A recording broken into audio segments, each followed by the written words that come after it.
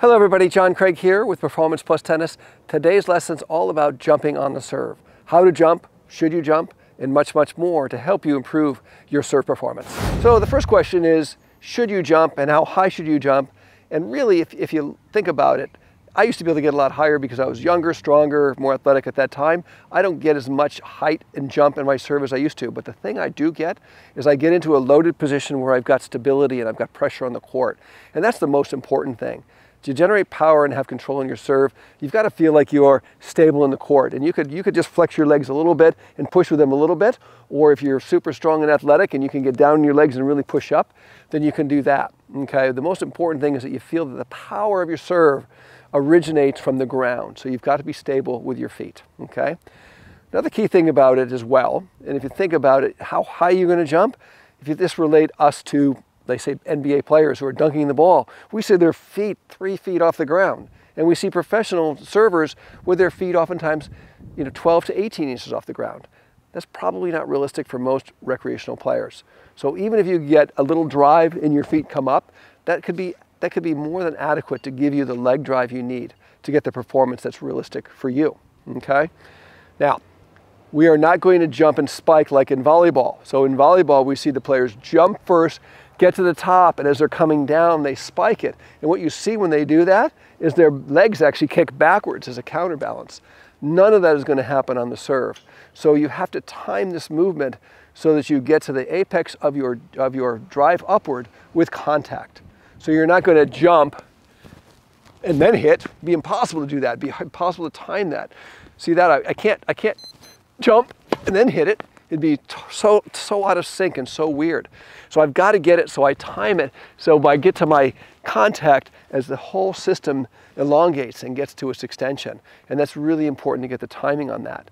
Whether I'm jumping or I'm just putting the ball up and getting a little bit of leg drive, I'm going to go down on the legs deeper here and jump up and play it. So it doesn't really matter how high you get. It just matters that you get into a balanced load and you spring yourself up into the ball. And that's going to help you get more height, take more energy. It's also going to elongate your swing. So the more height you can get, the longer your swing will take a path to the ball from the racket drop to contact. So there are a lot of benefits from loading and springing. So to conclude, there are other elements about the serve that are more important than if you're jumping or not. Ball placement, balance, timing and coordination, all those things, grip, are much more important than jumping.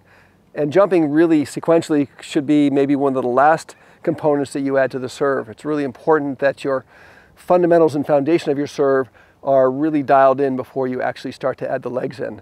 From my experience coaching, when I've tried to have students use the legs too early in the serve, when other mechanics of the serve are not really dialed in, it really spoils the whole thing. So you really got to make sure that you have a proper grip and swing pattern. All those movements are in place. You've got to be able to place the ball into the right area and have a perfect balance to play from. And then I've already planted the seed about using the legs, and the legs will start to be more active almost instinctively as your confidence builds in the movement. So you really don't need to think about it that much. If you go down on the legs and the ball's coming down, you're just going to push and go up.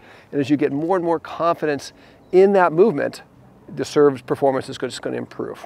So work on the other fundamentals, knowing that you're going to add that leg drive in there later to some degree within your ability, and that'll help really round out your serve and make it the best it can be. Thanks so much for watching today's lesson. Please give us a like, leave your comments down below, subscribe to the channel if you've not done so already, and please share this video with a friend.